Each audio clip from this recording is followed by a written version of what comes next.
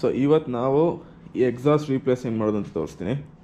Basically ಇದು factory exhaust. ಇಲ್ಲಿ ಈ ಬೈಕಲ್ಲಿ ಕ್ಯಾಟಲಿಟಿಕ್ ಕನ್ವರ್ಟರ್, ಅಲ್ಲಿಂದ 4 ಹೆಡರ್ಸ್ ಇದೆ. ಎಂಜಿನಿಂದ 4 ಹೆಡರ್ ಕೆಳಗಡೆ ಬಂದು ಇಲ್ಲಿ ಕೆಳಗಡೆ ಕ್ಯಾಟಲಿಟಿಕ್ ಕನ್ವರ್ಟರ್ ಇರುತ್ತೆ. ಇಲ್ಲಿ ನೋಡಿ, ಇಲ್ಲಿ ಆಕ್ಸಿಜನ್ ಸೆನ್ಸರ್ ಕಾಣುತ್ತಾ, ಅಲ್ಲಿಂದ ಬಂದ್ಬಿಟ್ಟು ಇದು ಎಂಡ್ ಕ್ಯಾನ್ ಅಂತ ಕರೀತಾರೆ. ಬೇಸಿಕ್ಲಿ ಇಲ್ಲಿಂದ ಎಕ್ಸಾಸ್ಟ್ ಸೌಂಡ್ ಮಫಲ್ ಆಗಿಬಿಟ್ಟು, ಅವ್ರ ಮಫ್ಲರ್ ಅಂತಲೂ ನೀವು ಕೇಳ್ಕೊಂಡಿರ್ಬೋದು, ಮಫಲ್ ಆಗಿ ಆಚೆ ಬರುತ್ತೆ. ಸ್ವಲ್ಪ ಸೌಂಡ್ ಜಾಸ್ತಿ ಮಾಡೋಕ್ಕೆ ಈ ಹೊಸ ಮಫ್ಲರ್ ತರಿಸಿದ್ದೀನಿ. ಇದು ಜಪಾನಿಂದ ಬಂದಿರೋದು. ಇದು ಕಾರ್ಬನ್ ಫೈಬರ್ ಔಟರ್ ಶೀತಿಂಗ್ ಹಾಕಿರೋದು. ಸೊ ಫಸ್ಟು ಇದು ಎಕ್ಸಾಸ್ಟ್ ಹೆಂಗೆ ಸ್ಟಾಕ್ ಕವಾಸಾಕಿ ಹೆಂಗೆ ಮಾಡಿದ್ರೋ ಅವರಿಂದ ಹೆಂಗೆ ಸೌಂಡ್ ಬರುತ್ತೆ ಅಂತ ತೋರಿಸ್ತೀನಿ. ಆಮೇಲೆ ಇದನ್ನ ರೀಪ್ಲೇಸ್ ಮಾಡಿ ಸೌಂಡ್ ಹೆಂಗಿರುತ್ತೆ ಅಂತ ತೋರಿಸ್ತೀನಿ. ಇದು ಆ್ಯಕ್ಚುಲಿ ಸಾಕಷ್ಟು ಸುಲಭನೇ ಕೆಲಸ.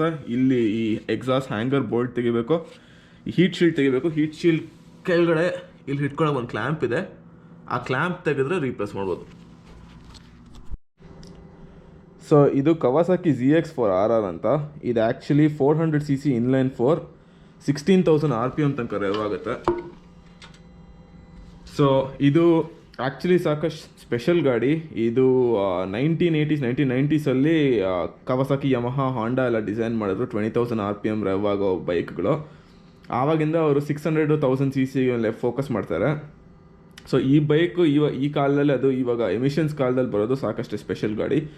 ಇದು ಇನ್ನು ಫ್ಯೂಚರಲ್ಲಿ ಬರುತ್ತಾ ಇಲ್ವಾ, ಎಸ್ಪೆಷಲಿ EVs ಅಡಾಪ್ಷನ್ ಜಾಸ್ತಿ ಆಗ್ತಾ ಇದು ಬರುತ್ತಾ ಇಲ್ವಾ ಗೊತ್ತಿಲ್ಲ. ಸೊ ಇದು ರೈಟ್ ನೌ ಸಾಕಷ್ಟು ಸ್ಪೆಷಲ್. ಇದು ಹೆಂಗೆ ಸೌಂಡ್ ಆಗುತ್ತೆ ಅಂತ ತೋರಿಸ್ತೀನಿ.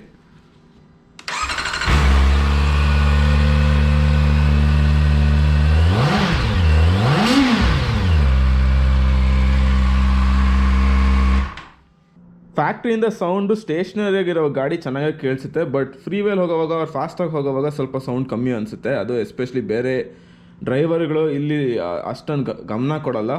ಸೊ ಅದಕ್ಕೆ ಇದು ಸ್ವಲ್ಪ ಎಕ್ಸ್ಟ್ರಾ ಸೌಂಡ್ ಮಾಡೋಕ್ಕೆ ಇದು ಎಕ್ಸಾಸ್ಟ್ ರೀಪ್ಲೇಸ್ ಮಾಡ್ತೀನಿ. ಸ್ಟಾರ್ಟ್ ಮಾಡೋಕ್ಕೆ ಈ ಎಕ್ಸಾಸ್ಟ್ ಶೀಲ್ಡ್ ತೆಗಿಬೇಕು. ಈ ಎಕ್ಸಾಸ್ಟ್ ಶೀಲ್ಡ್ ಹಿಡ್ಕೊಂಡಿರೋಕ್ಕೆ 2 ಟಾರ್ಕ್ಸ್ ಬೋಲ್ಟ್ ಅಂತ ಕರೀತಾರೆ. ಅವ್ರು ಇದನ್ನ ತೆಗಿಯೋಕ್ಕೆ ನೀವು ಯೂಶ್ವಲಿ ಇಂಡಿಯಾಲಿ ಆ್ಯಲನ್ ಕೀ ಅಂತ ಕೇಳ್ಸ್ಕೊಂಡಿರ್ಬೋದು. ಆ್ಯಲನ್ ಕೀಗೆ ಈ ಥರ ಇದು ಆ್ಯಲನ್ ಕೀ ಸಾಕೆಟ್ ಸಿಗುತ್ತೆ. ಅದನ್ನ ಈ ಥರ ರೆಂಚಿಗೆ ಹಾಕಿದ್ರೆ ಇಲ್ಲಿ ಹಿಂಗೆ ಹಾಕ್ಬಿಟ್ಟು ತೆಗಿಬೋದು. ಇದರಲ್ಲಿ 2 ಇದೆ, ಇಲ್ಲಿ ಒಂದು, ಇಲ್ಲಿ ಒಂದಿದೆ. ಇಂತೆಗ್ರೆ ಇದು ಈ ಹೀಟ್ ಶೀಲ್ಡ್ ತೆಗಿಬೋದು. ಸೊ ಅಲ್ಲಿ ಎಕ್ಸಾಸ್ಟ್ ಹೀಟ್ ಶೀಲ್ಡ್ ತೆಗೆದಾಯಿತು. ನೆಕ್ಸ್ಟ್ ಇಲ್ಲಿ ಒಂದು ಬ್ರ್ಯಾಕೆಟ್ ಇದೆ. ಇದು ಈ ಕ್ಲ್ಯಾಂಪು ಇಲ್ಲಿ ಎಕ್ಸಾಸ್ಟ್ನ ಈ ಲೋವರ್ ಪೈಪಿಗೆ ಅಟ್ಯಾಚ್ ಮಾಡೋಕ್ಕೆ ಒಂದು ಕ್ಲ್ಯಾಂಪ್ ಇದೆ. 12mm, ಈ ಕೇಸಲ್ಲಿ 12mm ಬೋಲ್ಟ್ ಇದೆ, ಅದನ್ನ ತೆಗಿಬೇಕು. ಈ 12mm ಬೋಲ್ಟ್ ತೆಗೆದ್ಮೇಲೆ ನೆಕ್ಸ್ಟ್ ಈ ಮೇಲಿರೋ ಹ್ಯಾಂಗರ್ನ ನೀಟಾಗಿ ಲೂಸ್ ಮಾಡಿದ್ರೆ ಈ ಎಂಟರ್ ಎಕ್ಸಾಸ್ಟ್ ಅಸೆಂಬ್ಲಿನ ಇಲ್ಲಿಂದ ಆಚೆ ಸ್ಲೈಡ್ ಮಾಡ್ಬೋದು. ಸ್ಲೈಡ್ ಮಾಡೋದ್ರಲ್ಲಿ ಹೊಸ ಎಕ್ಸಾಸ್ಟ್ನ ಅಟ್ಯಾಚ್ ಮಾಡೋದು. ಇದು ಎಂಟರ್ ಸಿಂಗಲ್ ಪೀಸ್ ಇದೆ. ಹೊಸ ಎಕ್ಸಾಸ್ಟ್ 2 ಪೀಸ್ ಇದೆ. ಈ ಪೈಪ್ 1 ಪೀಸ್ ಇದೆ, ಪ್ಲಸ್ ಈ ಎಕ್ಸಾಸ್ಟ್ನ ಸೆಪ್ರೇಟ್ ಪೀಸ್ ಇದೆ. ಅದನ್ನ ಹೆಂಗೆ ಅಟ್ಯಾಚ್ ಮಾಡೋದು ತೋರಿಸ್ತೀವಿ. ಸೊ ಇವಾಗ ಎಕ್ಸಾಸ್ಟ್ ಅಲ್ಲಿಂದ ತೆಗೆದಾಯಿತು. ಈ ಎಕ್ಸಾಸ್ಟ್ ಇಲ್ಲಿ ಇಟ್ಕೊಂಡಿದ್ದೀನಿ ನೋಡಿ. ಸೊ ಇಲ್ಲಿ ಆ್ಯಕ್ಚುಲಿ ಅಲ್ಲಿ ಕಾಣುತ್ತಾ ಇಲ್ವಾ, ಕ್ಯಾಮ್ರಾ ಪಿಕಪ್ ಮಾಡ್ತಾ ಇಲ್ವಾ ಗೊತ್ತಿಲ್ಲ, ಬಟ್ ಇಲ್ಲಿ ಆ್ಯಕ್ಚುಲಿ ಬರೆದಿದೆ ಇದು ಈ ಎಕ್ಸಾಸ್ಟ್ ಸಿಸ್ಟಮು 80 ಡೆಸಿಬಲ್ಸ್ ನಾಯ್ಸ್ಗಿಂತ ಜಾಸ್ತಿ ಹೋಗಬಾರ್ದು ಅಂತ. ಅದು ಇಂಪಾರ್ಟೆಂಟು. ಇದು ಅದಕ್ಕಿಂತ ಸ್ವಲ್ಪ ಜಾಸ್ತಿ ಆಗುತ್ತೆ. ಇದು ಯಾಕೆ ಅಷ್ಟು ಇದಕ್ಕಿಂತ ಅಷ್ಟೊಂದು ನಾಯ್ಸ್ ಅಂದರೆ, ನೀವು ಜಸ್ಟ್ ಜನರಲಿ ಸೈಜ್ ನೋಡೋದೇ ನಿಮ್ಗೆ ಗೊತ್ತಾಗುತ್ತೆ ಅದಕ್ಕೆ ಸೈಜ್ ಡಿಫ್ರೆನ್ಸ್ ಎಷ್ಟಿದೆ ಅಂತ. ಸೊ ಮೇನ್ಲಿ ಜಾಸ್ತಿ ಒಳಗಡೆ ಮಫ್ಲಿಂಗು ಮತ್ತು ಈ ಸೌಂಡು ವಾಪಸ್ ಅಟೆನ್ಯೂಯೇಟ್ ಆಗೋದು ಜಾಸ್ತಿ. ಇಲ್ಲಿಂದ ಕಾಣಲ್ಲ, ಕತ್ಲಿದೆ, ಬಟ್ ಆ್ಯಕ್ಚುಲಿ ಒಳಗಡೆ ಇದನ್ನು ಕಟ್ ಮಾಡಿ ನೋಡಿದ್ರೆ ನಿಮಗೆ ಗೊತ್ತಾಗುತ್ತೆ ಇಲ್ಲಿ ಒಳಗಡೆ ಅದಕ್ಕಿಂತ ಇದು ಸಾಕಷ್ಟು ಜಾಸ್ತಿ ಮಫ್ಲಿಂಗ್ ಇದೆ ಅಂತ. ಸೊ ಮಫ್ಲಿಂಗ್ ಒಂದೇ ಅಲ್ಲ, ಅದಕ್ಕೂ ಇದಕ್ಕೂ ವೇಟಲ್ಲಿ ತುಂಬಾ ಡಿಫ್ರೆನ್ಸ್ ಇದೆ. ಇದು ಅದಕ್ಕಿಂತ ಆಲ್ಮೋಸ್ಟ್ ಅರ್ಧಕ್ಕಿಂತ ಕಮ್ಮಿ ಲೈಟ್ ಇದೆ. ಇದನ್ನ ಫ್ಲಿಪ್ ಮಾಡಿ ತೋರಿಸ್ರೆ ನಿಮಗೆ ಕಾಣುತ್ತೆ ನೋಡಿ. ಇಲ್ಲಿ ಒಳಗಡೆ ಎಷ್ಟು ಆಲ್ಮೋಸ್ಟ್ ಕ್ಲಿಯರಾಗಿ ಸೌಂಡ್ ಫ್ಲೋ ಆಗುತ್ತೆ. ಇಲ್ಲಿ ಸ್ವಲ್ಪ ಮಫ್ಲರ್ ಇದೆ, ಸೈಡಲ್ಲಿ ಕಾಣುತ್ತೆ. ಅಲ್ಲಿ ಆ ತೂತುಗಳು ಕಾಣಿದ್ರೆ ಅದೇ ಅದು ಮಫ್ಲಿಂಗ್ ಏರಿಯಾ. ಬಟ್ ಅದಕ್ಕೆ ಕಂಪೇರ್ ಮಾಡಿದ್ರೆ ಇದು ಸಾಕಷ್ಟೇ ಸೌಂಡ್ ಅಟೆನ್ಯೂಯೇಷನ್ ಇದರಲ್ಲಿ ಸಾಕಷ್ಟೇ ಕಮ್ಮಿ ಇದೆ. ಈ ಎಕ್ಸಾಸ್ಟ್ ಆ್ಯಕ್ಚುಲಿ 2 ಪೀಸ್ ಡಿಸೈನ್ ನಾನು ಹೇಳ್ದಂಗೆ. ಇದು ಫಸ್ಟ್ ಮಿಡ್ ಪೈಪ್ ಅಂತ ಕರೀತಾರೆ, ಅಲ್ಲಿಗೆ ಅಟ್ಯಾಚ್ ಆಗೋಕ್ಕೆ, ಅಲ್ಲಿಂದ ಮಧ್ಯಕ್ಕೆ ಬರುತ್ತೆ. ಆಮೇಲೆ ಇದು ಎಕ್ಸಾಸ್ಟ್ ಕ್ಯಾನಿಸ್ಟರ್ನ ಬೈಕಿಗೆ ಹಿಡ್ಕೊಳ್ಳೋಕ್ಕೆ ಈ ಥರ ಈ ಕಾರ್ಬನ್ ಫೈಬರ್ ಹೋಲ್ಡರ್ ಕೊಟ್ಟಿದ್ದಾರೆ. ಆ್ಯಂಡ್ ಇದು ಎಲ್ಲನೂ ಲೀಕ್ ಪ್ರೂಫ್ ಇಲ್ಲದೆ ಇರೋಕ್ಕೆ ನಾನು RTV ಸಿಲಿಕಾನ್ ಕೊಂಡ್ಕೊಂಡಿದ್ದೀನಿ. ಇದೇನು ಅಂತ ಕರೀತಾರೆ, ರೂಮ್ ಟೆಂಪ್ರೇಚರ್ ವಲ್ಕನೈಸ್ಡ್ ಅಂತ. ಸೊ ಈ ಸಿಲಿಕಾನ್ ತೊಗೊಂಡು ಇಲ್ಲಿ ಈ ಮೇಟಿಂಗ್ ಸರ್ಫೇಸಸ್ ಮೇಲೆ ಒಳಗಡೆ ಅಟ್ಯಾಚ್ ಮಾಡಿದ್ರೆ ಬೈಕ್ ಆನ್ ಮಾಡಿದಾಗ ಹೀಟ್ ಬಂದಾಗ ಇದು ಸಾಲಿಡಿಫೈ ಆಗಿ ಚೆನ್ನಾಗಿ ಸೀಲ್ ಕೊಡುತ್ತೆ. ಸೊ ಅದನ್ನು ಇವಾಗ ಇಲ್ಲಿ ಫಸ್ಟ್ ಅಪ್ಲೈ ಮಾಡ್ತೀನಿ, ಆಮೇಲೆ ಇಲ್ಲಿ ಒಳಗಡೆ ಅಪ್ಲೈ ಮಾಡ್ತೀನಿ, ಇದು ಮೇಟ್ ಮಾಡೋ ಫೇಸ್ಗೆ. ಇದು ಆಲ್ಸೋ ನೀವು ಇನ್ನೊಂದು ನೋಡಿದ್ರೆ ಇಲ್ಲಿ 2 ಸ್ಪ್ರಿಂಗ್ ಇದೆ. ಈ ಸ್ಪ್ರಿಂಗ್ ಆ್ಯಕ್ಚುಲಿ ಟೆನ್ಷನ್ನಲ್ಲಿ ಇದನ್ನು ಮತ್ತು ಇದನ್ನು ಅಟ್ಯಾಚ್ ಮಾಡುತ್ತೆ, ಎರಡನ್ನೂ ಗಟ್ಟಿಯಾಗಿ ಒಟ್ಟಿಗೆ ಇಟ್ಕೊಂಡಿರುತ್ತೆ ಈ ಸ್ಪ್ರಿಂಗ್ಸು. ಈ ಸ್ಪ್ರಿಂಗನ್ನು ಅಟ್ಯಾಚ್ ಮಾಡೋಕ್ಕೆ ಈ ಥರ ಸ್ಪೆಷಲ್ ಟೂಲ್ ಸಿಗುತ್ತೆ. ಸೊ ಇದು ಬೇಸಿಕ್ಲಿ ಈ ಥರ ಇಲ್ಲಿ ಹಿಂಗೆ ಹುಕ್ ಮಾಡಿದ್ರೆ, ಹಿಂಗೆ ಹುಕ್ ಮಾಡಿ ಹಿಂಗೆ ಎಳೆದ್ರೆ ಅದು ಅಟ್ಯಾಚ್ ಮಾಡೋದು ಇನ್ನೂ ಸುಲಭ ಆಗುತ್ತೆ. ಒಂದು ಕೈಯಲ್ಲಿ ವಿಡಿಯೋ ತೊಗೊಂಡು ಇನ್ನು ಕೈಯಲ್ಲಿ ಇನ್ಸ್ಟಾಲ್ ಮಾಡೋದು ಸ್ವಲ್ಪ ಕಷ್ಟ. ಬಟ್ ಬೇಸಿಕ್ಲಿ ಏನು ಮಾಡಿದೆ ಅಂದರೆ, ಈ ಸಿಲಿಕಾನನ್ನು ತೊಗೊಂಡು ಗ್ಲವ್ ತೊಗೊಂಡು ಒಳಗಡೆ ಇಲ್ಲಿ ಇದ್ರ ಒಳಗಡೆ ಇನ್ಸ್ಟಾಲ್ ಮಾಡಿದೆ, ಆಮೇಲೆ ಇಲ್ಲಿ ಒಳಗಡೆ ಇನ್ಸ್ಟಾಲ್ ಮಾಡಿದೆ. ಈ ಟೂಲ್ ಸ್ಪ್ರಿಂಗ್ ಟೂಲ್ ತೊಗೊಂಡು ಈ ಸ್ಪ್ರಿಂಗನ್ನು ಬೇಸಿಕ್ಲಿ ಹಿಂಗೆ ಇಟ್ಕೊಂಡು ಹಿಂಗೆ ಇಲ್ಲಿ ಟೆನ್ಷನ್ ಹಾಕಿ ಇಲ್ಲಿ ಕ್ಲಿಪ್ ಮಾಡಿದ್ದೀನಿ. ಸೊ 2 ಕಡೆಯಿಂದ ಸ್ಪ್ರಿಂಗ್ ಆಗಿದೆ. ಇವ್ರದ್ದು ಹೋಲ್ಡರ್ನ ತೊಗೊಂಡು ಇಲ್ಲಿ ಅಟ್ಯಾಚ್ ಮಾಡಿ, ಇಲ್ಲಿ ಎಲ್ಲನೂ ಫಸ್ಟು ಏನೇ ಇನ್ಸ್ಟಾಲ್ ಮಾಡೋನು ಫಸ್ಟು ಬೋಲ್ಟ್ ಆದ ತಕ್ಷಣ ಟೈಟ್ ಮಾಡಬೇಡಿ. ಫಸ್ಟು ಅದನ್ನು ಲೂಸಾಗಿ ಅಟ್ಯಾಚ್ ಮಾಡಿ. ಲೂಸಾಗಿ ಅಟ್ಯಾಚ್ ಮಾಡಿದ್ಮೇಲೆ ನಿಮಗೆ ಇವಾಗ ಹಿಂದಿಂದ ನೋಡಿದ್ರೆ ಕಾಣುತ್ತೆ ನೋಡಿ. ಸೊ ನನಗೆ ಇದು ಎಕ್ಸಾಕ್ಟಾಗಿ ನಂಗೆ ಹೆಂಗೆ ಪೊಸಿಷನ್ ಆಗಬೇಕೋ ಇದನ್ನ ಈ ಥರ ರೊಟೇಟ್ ಮಾಡಿಕೊಂಡು ನಾನು ಕರೆಕ್ಟಾಗಿ ಪೊಸಿಷನ್ ಮಾಡ್ಕೊಂಡು ಇಟ್ಕೊಂಡಿನಿ.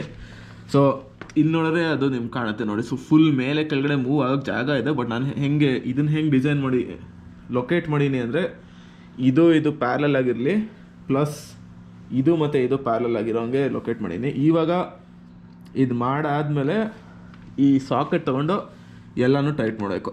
ಟೈಟ್ ಮಾಡಿದ್ಮೇಲೆ ಬೈಕನ್ನು ತಿರ್ಗಾ ಆನ್ ಮಾಡಿ ಹೆಂಗೆ ಸೌಂಡ್ ಆಗುತ್ತೆ ಅಂತ ನೋಡೋಣ. ಇನ್ಸ್ಟಾಲ್ ಮಾಡಲ್ಲ, ಟೈಟ್ ಮಾಡಾಗಿದೆ. ಫಸ್ಟ್ ಟೈಮ್ ಹೆಂಗೆ ಸೌಂಡ್ ಆಗುತ್ತೆ ಅಂತ ಕೇಳಿಸ್ಕೊಳ್ಳೋಣ. ನಾನು ಕೇಳಿಸ್ಕೊಂಡಿಲ್ಲ. ಸೊ ಆ್ಯಕ್ಚುಲಿ ನಾನು ಸ್ವಲ್ಪ ಎಕ್ಸೈಟೆಡ್ ಆಗೇ ಇದ್ದೀನಿ.